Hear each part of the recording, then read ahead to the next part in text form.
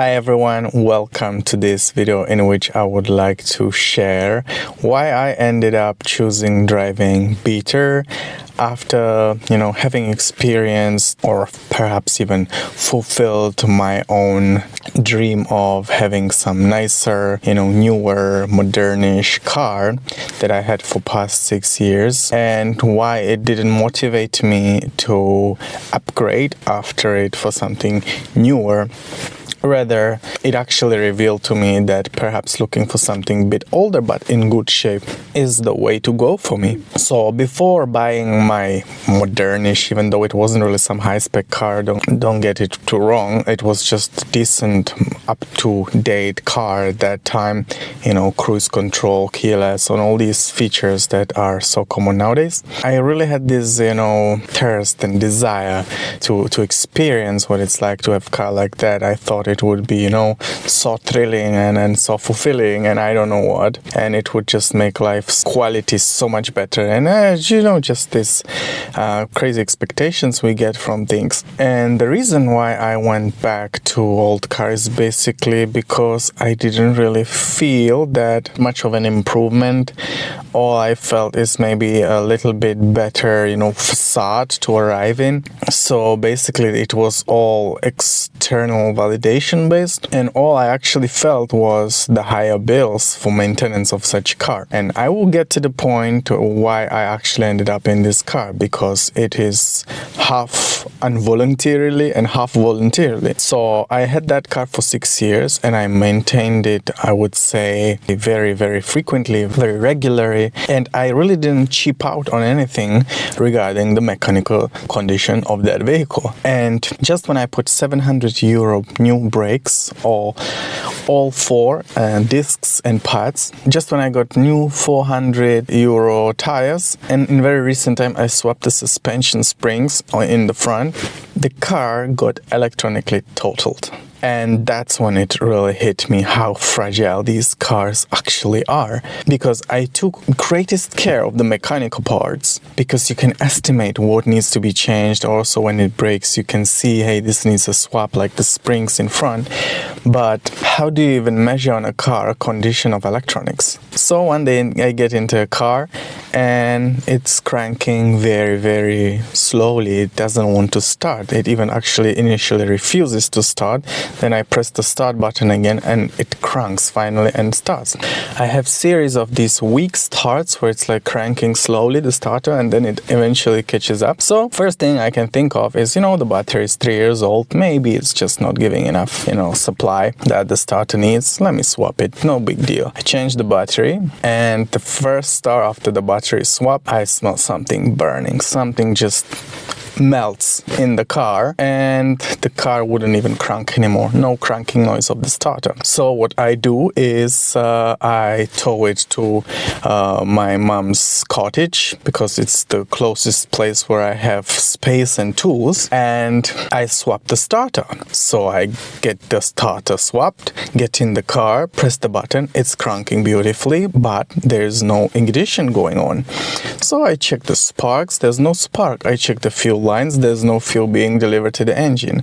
So I check all fuses, everything, all the wiring, all kind of sensors, crankshaft sensor, camshaft sensor, everything, and I just don't see any reason why it's not working, because it should. So eventually I call professionals to take the car, and now it's been serviced for over 1 month, and basically I've been told that it needs new ECU, which is the engine control unit, which is something that tells the engine now spark in this cylinder, now fuel here. You get it. It's the brain of all the operations of the engine. So they call me and they tell me it's the ECU. It will be probably €1,200. I was already into deep with the latest, maintenance things. So I was like, new ECU, okay. But I was already in the back of my mind, I don't really know what caused it. Was it the starter? Was it really faulty and maybe it like shocked the system? I have no guarantee that when everything is set properly, it won't happen again, in a month, because we are not really sure what caused it. We only know what's wrong right now. So in comment section, if anybody knows what could have caused such wild shock to the system, let me know. So I say, yeah, okay. I send them the deposit because they want to deposit on the works to be sure that it will get paid, because it's a big amount, especially here where I live. 1,200 euro for service is not on the lower end here. And 1 week later or 2 weeks later, they call me and they're like, it's not just ECU. All the electronics need to be changed. All the modules, they are not communicating. The key mobilizer, the insert, place for the key, all these control units that communicate with each other, they need to be swapped as well. So it will be 2,000 euro. I'm like, okay. I was already 1,200 extra in it. I had to go through. And now I'm in a situation where I'm still waiting. And it's going to be hopefully finished on 2,000 euro, and the car will hopefully work. And in the meantime, I needed a car. And I was like, I'm not going to get anything complex anymore. I am done. I am done with this, convenience that's unrepairable. I'm done with these things that you just can't repair on your backyard anymore. I mean, I swapped the starter, but it wasn't just the starter. The starter was, either the end of what happened or the beginning of what happened. I really don't know. So again, if anybody has encountered something like that, let me know, because I'm really curious what it could have been. So I go to the website of the biggest dealer of cars, second-hand cars, and I look for one specific car, because it's been kind of a car that I don't know. It had a weird place in my heart since I don't know when. I don't know why. I really like these tiny cars somehow. I don't know why. It's just a weird thing of mine. So I look for this one, and they have one, and it's a nearby city next to me where I can just take a train and I'm there in 40 minutes. So I go there, have a look at it, and I promised myself, if it's in good condition, I take it. If it's in bad condition, don't take it. I get there and I see it's really preserved. It's spotless, no single rust dent. There's brand new exhaust on it. Inside the interior is kept clean. Underneath, it's completely rust-free and clean. You could see everything. I have photos from the day I went to the bazaar. The only thing, when they started up the car, clutch bearing was whistling, so I knew clutch needs to be replaced. But that was something I was about to do anyway when buying a car like this, and you don't want to be stranded somewhere. You need to do, timing belts, clutch, and have somebody check if he finds something. And so they did. They swapped some other things, coolant and so on, and the whole maintenance that was quite extensive, to be honest. So the initial price was 1,000 euro for this car, and the service was 500-600 euro, and it got major overhaul basically in the engine bay, and it's working perfectly. And even the mechanic guy was telling me, actually, I love this car. It's so simple. I haven't worked on such simple car for the longest time. And that's the thing. Despite it being simple and easy to work on, I don't feel when I'm inside driving it, when I'm really driving it on the road, I don't feel like I've downgraded so much. I don't feel like I'm driving something way behind. When I go into my historical car, the Lada, I feel the difference. It's noisy inside when you go faster. The gears are harder to put. Clutch is tough to press. It would wear you out eventually driving it all the time once you know that, there are cars that can do it much smoother, and we also commute way more than people back then, I guess. But here I felt like, this is the same kind of comfort. Maybe the seats are even a little bit more comfortable, softer than the so-called higher spec car.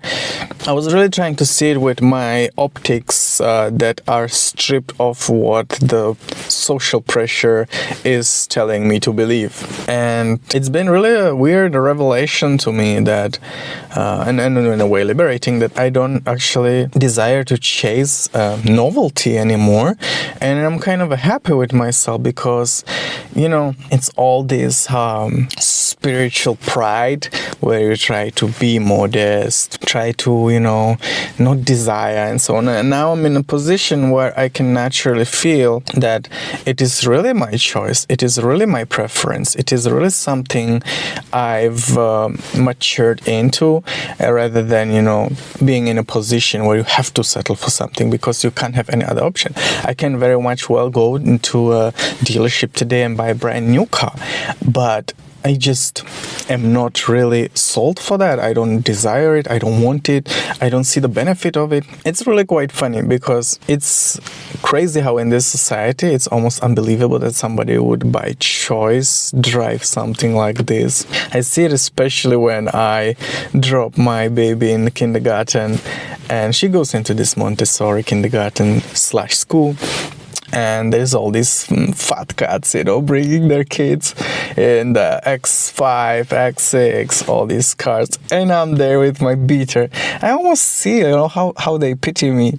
Oh, you know, it's that look like you're driving that. And I really find it funny because we live in such a society that people find it unbelievable that somebody who wouldn't have to would not drive it. And yet I actually enjoy the car very much. The moment I bought it, I was so like, it's entertaining, it's fun. I don't know how to explain it. The way it handles, the way it sits in the corners, the way it just is firm and sharp. I don't know. I've never felt this feeling in a car. I always, you know, when I had my previous car, it was big, sedan, it was like boat. You turn it, suddenly you feel like it's like boat, but this is so sharp, stiff in the corners. It feels firm, and the only downside is the size, but that's why I chose it, because I cannot bring like three full-size suitcases for traveling there, right, and so on. But I feel like that's really not the point. I don't want to drive 90% of the time empty big car for only, you know, 2 times in a year to need a, you know, big trunk. I think I can work around that, instead of, you know, sacrificing all the 90% of the time for that one occasion. And there's other things that I'm fond of when it comes to these cars that you kind of forget that they are even possible. I got new tires, it was half the price. I changed the oil myself, it was half the content of the oil. Instead of, you know, almost 6 liters, it was 3. I changed the oil filter. Usually it's in some very bad place where you have bad access, and it's really hard to remove on its own. And here there's like a cartridge where you just unscrew a kind of plastic thing, remove the filtration, put a new cartridge like filter and close it, and that's it. And it's on top right when you open the bonnet.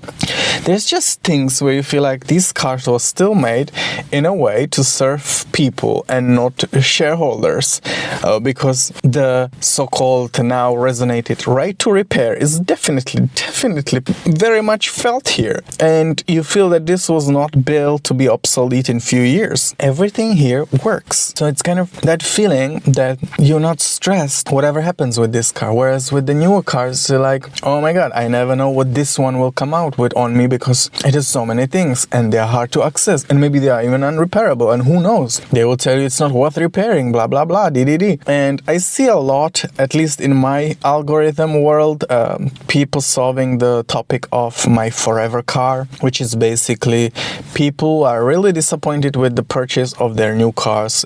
I see tons of videos, they buy a new car and they make a video how junk it is, how it had to go back under warranty so many times back. They were basically disappointed, they don't like it, they lost trust in the car, they are disgusted, the whole purchase, you know, you save money, buy a car or make payments, and then it's just constant headache, even though it's brand new. I'm really glad I've come to a place where I'm content with this and I can genuinely feel happy for this car. I don't know if that's believable, because it seems like it's not, but once you're really not trying to impress anybody else, but everything you do makes sense to you, is really the biggest win for you. You could say this is frugality or cheapskating, but for me this is really just the way cars used to be before the SUVs took over, and now everything is this wannabe look like big car that's just not not really that big, but appears to be big, doesn't have so much space inside, and isn't even off-road. And now everything is this big SUV. But before that, there was really variety of cars. There was many tiny cars, like this is Citroen Saxo, there was Peugeot 106, there was Opel Corsa, there was Ford Fiesta, if I'm correct. It was also 3-door, and many more. And now this segment has completely gone out, and it's something I actually didn't even realize I missed. I liked this segment. I always liked sedans and hatchbacks, and now everything is SUV or wagon or combi. Sometimes it's called combi. None of these two I actually like. I like, or I shouldn't say I don't like, but they are not my preference. And fun fact is that actually I have some more modern features in my 2003 Saxo than I had in my newer car, because maybe you know that the old cars had basically from certain period unified connectors for radio, and they were also made in two sizes. It was DIN1 or DIN2. That was the size of the slot. And now I removed the old radio, which had even cassettes in it and I don't know what, and I swapped it for a new screen with CarPlay and Google Android Play. So I have actually modern maps in this car in the dash, which I'll show you. Something I did not have in the newer car, because it has these integrated custom brand made interfaces that were junky, and if you wanted to change it you could with some aftermarket things, but it would take you a lot of rewiring of the connectors and so on. Things you don't want to get into, I guess. This was really plug and play, and I really don't have to deal with phone holders, which is something I always hated. Sometimes on a bumpy road it would fall off. I don't know, it's just something I never really felt comfortable driving with, constantly readjusting it, putting it in. No. Here I get with my phone in the car, it connects automatically, maps are there, perfect. Maps and music. So once I get my car finally fixed and maybe it will work, I will drive the brake pads and the new oil and everything, the tires, and I will not put even one coin in that car anymore. And once I feel like I've used what I've put in it, I will just go and trade it for some different car for Sheila, because she's finished her driving license finally, and she'll get her car of her own, because this was kind of intended as a learner for her. I really am so happy that I just realized that probably I've overcome something most people can't. And it's not something to boast about here, but it's just really I've come into a place where I'm in peace with what car I'm coming out of, what kind of signal it sends to the society, as long as it makes me happy, as long as it fits for me, as long as I know why I'm doing it, and I can concentrate on more important things to me, not these surface things that don't hit deep for me. And one thing is also, it's kind of crazy how big relief it is mentally, because as long as you achieving or thriving for these cars that cost 50, 60, 70,000 euros or dollars, you always feel the pressure that you need to go out and make more, there's this squeeze of you, mental squeeze. But once you're like, hey, I have a car, I can maintain it for probably a very long time in good shape, and it costs very little, suddenly there's this mental and emotional relief once you really come in peace with not impressing anybody. Because it's really, car is one of the biggest expenditures we come across with. It's really one of the biggest bills ever in life of people. You can get it to $1,000 and some, a few $100 repairs, and you're in peace with your choice. That really leaves you a lot of, serenity in your mind.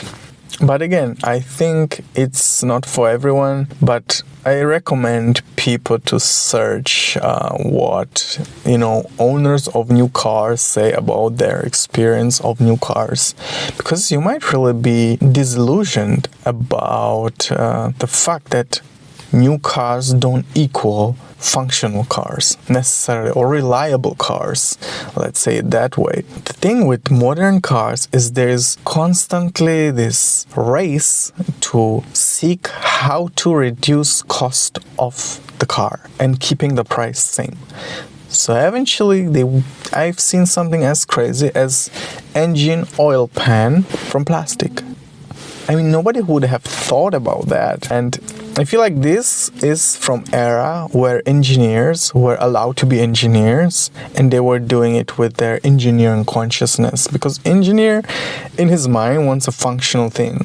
That's the point of engineering. Now engineers are forced to make things that cost least but can endure the warranty. In my opinion, that is the way it's been designed, because they want to sell new parts, they want to repair the car in authorized services, and they want people to buy new cars. See, the car maker of this car has nothing from it. It sold it 23 years ago, and that's it. And they have nothing out of this car being perfect, in perfect shape and functional today. It's always the same story. Company starts to, offer something great to customers. Once it gets them on the wave, it starts to, serve the stockholders. And that's usually where it's going downhill for the company. So, in my opinion, I will end this long speech. This is really from the, I would say, last era where it was made with some kind of consciousness of the customer in mind, consciousness of repairability, consciousness. There was this pride of not making it a headache. And then the race of features and, ambient light, big touch screen and nonsense technology that doesn't really need to be in car that much took over, and companies started competing in the wrong field in the car industry. And really all I have is this 70 euro touch screen for maps. It works perfectly. I really don't understand why things need to always get unnecessarily complicated. Simplicity is really something I'm very much attracted to as a person. It is something I really enjoy, simplicity. Thank you for tuning in, and let me know in the comment section what is your experience with cars, whether you're going to upgrade, downgrade, keep the one you have forever as much as you can, because I am definitely keeping this one as my forever car. I will keep pouring into it to fix it as long as I can, because nothing is here. Nothing on this car should be that fatal that it would be not worth repairing, so that I can keep this car as long as I can. At least that's the impression I'm having, and hopefully that will be the case. But I may be wrong. Let's see. So thank you for tuning in, and see you next time. Bye.